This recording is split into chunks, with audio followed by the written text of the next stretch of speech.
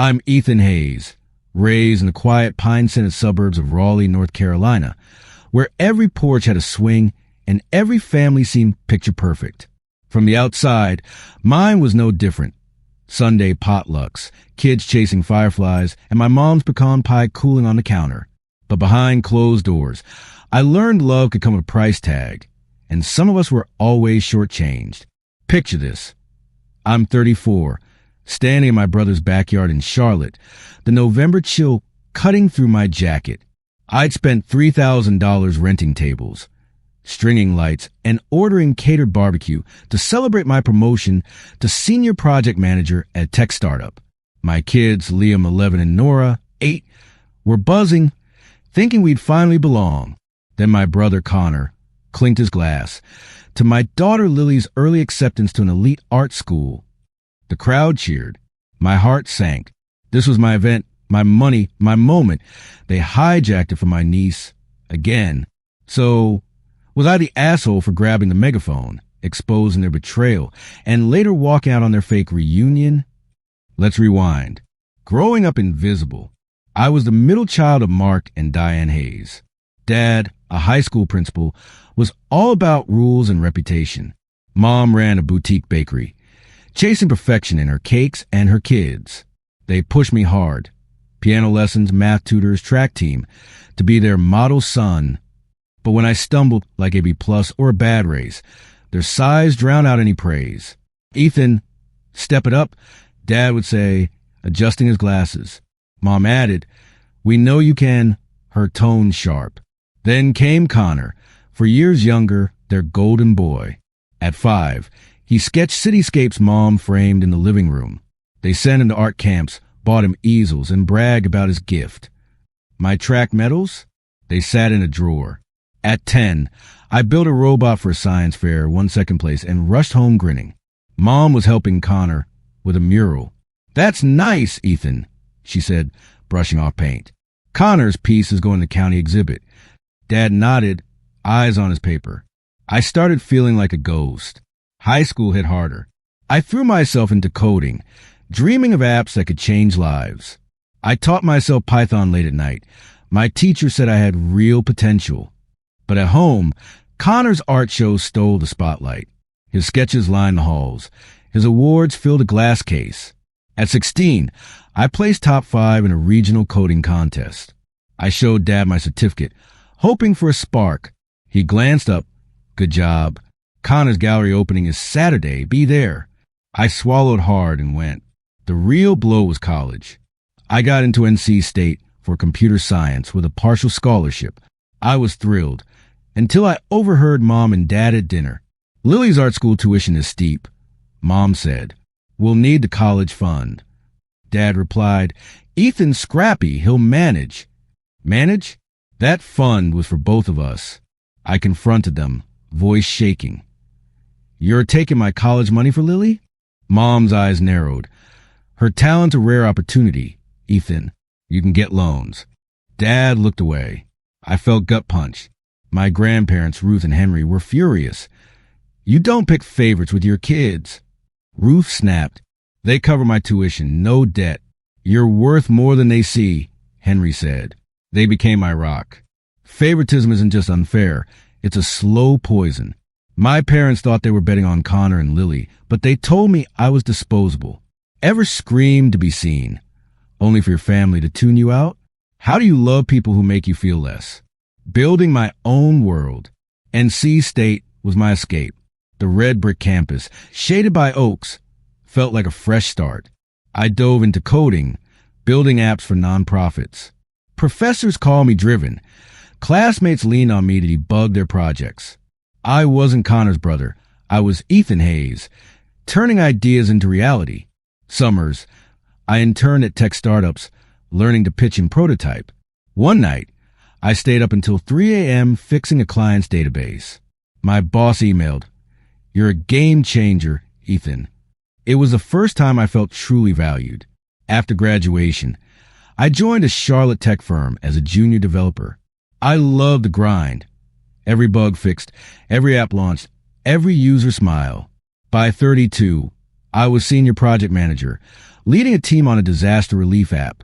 At the launch, I spoke to 200 people and they clapped. I called my grandparents, voice cracking. I made it. Ruth laughed. You're always gonna... They just didn't look. My personal life wasn't as smooth. I married young. It didn't last. My ex wanted a bigger life than I could afford then. The divorce was rough, but I got custody of Liam and Nora. Our apartment's small, 2 bedrooms, a creaky couch, but it's ours. Liam's quiet, sketching in his notebook, protecting Nora like a big brother. Nora's a dreamer, taping drawings to the fridge, still believing people are mostly kind. I work long hours coding and freelancing, but we have game nights, pizza Fridays, and love. My kids don't ask for much, so every family slight cuts deeper. The Thanksgiving that broke me. Back to that Charlotte backyard. I'd planned this Thanksgiving for weeks, wanted my moment. I asked Mom to handle invites, thinking she'd help, send a deposit. I said, wiring $3,000. I trusted her. Mistake. When Connor toasted Lily's art school, it wasn't just a slight. It was theft. Lily beamed in a sparkly dress, soaking up applause.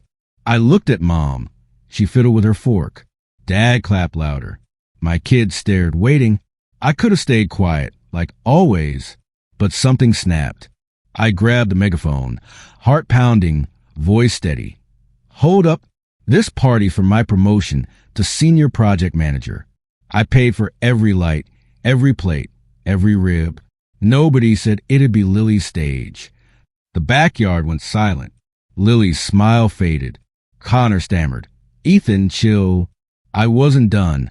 I've spent years being erased by this family. Tonight, I'm not invisible. I set the megaphone down, took Liam and Nora's hands, and walked to the car. My grandparents followed. You did right, Henry said, squeezing my shoulder. Truth's worth it. Was I the asshole? Some might say I overreacted, stealing Lily's moment out of spite. But I was reclaiming my worth after decades of being sidelined. When does swallowing pain enable their neglect?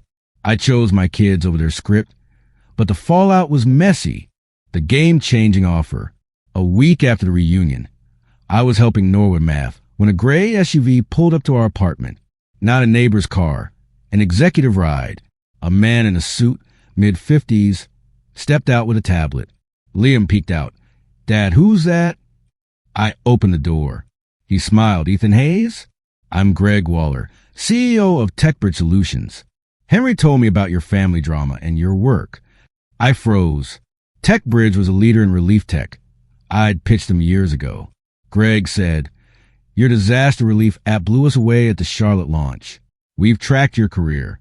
Henry mentioned your integrity at that reunion. We're launching a national initiative and want you as a partner. 7 figures, remote options, full benefits. My jaw dropped. Nora whispered, is he serious? Greg chuckled. Very. Your dad's a visionary. He handed me a contract outline, shook my hand, and said, call me Monday. I stood there, papers in hand. Liam high-fived me. Nora hugged my leg. You're a superhero. For the first time, I felt like one. My grandparents called ecstatic. They missed it, but the world didn't, Ruth said. I teared up, not for the job, but for being seen. Reflection, building my own table. Now I'm 35, a partner at TechBridge, working from Raleigh. It's not just a job, it's proof I'm enough. Liam and Nora are thriving. We host Thanksgivings with friends and my grandparents. No hierarchy, just love. Connor and my parents haven't reached out. Lily's at a coffee shop, figuring herself out. I texted her once, offering to talk. She replied, you ruined my big day, Ethan. Leave me alone. I let it go. Some ties aren't worth saving. This isn't just about a stolen party or a fake reunion. It's about stopping the chase for scraps. Cutting my family off was revenge. It was survival. I used to think family was blood, no matter what. Now I know family is who shows up, my kids, my grandparents, the people who see you at your lowest. Self-worth isn't just standing up to betrayal. It's walking away from tables that don't have a seat for you and building your own. Why does this resonate? Favoritism is a universal wound. A 2023 study in the Journal of Family Psychology found 68% of adults felt less favored by parents, linked to lower self-esteem. When Connor hijacked my party, it wasn't about barbecue. It was a lifetime of being told I didn't measure up. My outburst and walkout? Psychologists call it boundary setting, a healthy response to chronic neglect. Reddit's AITA posts show thousands wrestling with this. Am I wrong for cutting off my family? Top comments often say, and day, protect your peace. I get it now. What's the takeaway? You can't force people to value you, but you can choose who gets your energy. My kids learned that early, and it breaks my heart but makes me proud. They're building their tables. Liam's coding a game, Nora's writing stories. I'm done shrinking. Greg's offer wasn't just a job. It was a universe saying, you were never the problem. So what do you think? Was I the asshole for blowing up Thanksgiving and walking out on their fake reunion? Or was it long overdue? Drop your thoughts below. Ever had to choose yourself over family? Like, share and subscribe to DramaTides for raw, real stories. Your AITA moment might be next. Let's keep it real. The fallout and the fake reunion. The next day, my phone blew up. Connor called furious. You embarrassed Lily. You're selfish, Ethan. Mom piled on. Why can't you be happy for her? I didn't argue. I blocked them. Lily's art school acceptance was real, but her portfolio got flagged for inconsistencies a month later. Rumor is Connor paid for extra help. She didn't enroll. I don't know if my outburst tipped anyone off, but it stirred things up. 2 weeks later, my parents invited me to a reunion at their Raleigh home, saying they wanted to make things right. I was skeptical but brought Liam and Nora, hoping for a change. The house smelled like roast turkey, with candles flickering on a long table. I thought maybe this time. Then Dad raised his glass. We're starting a scholarship fund for Lily to help her recover from her setback.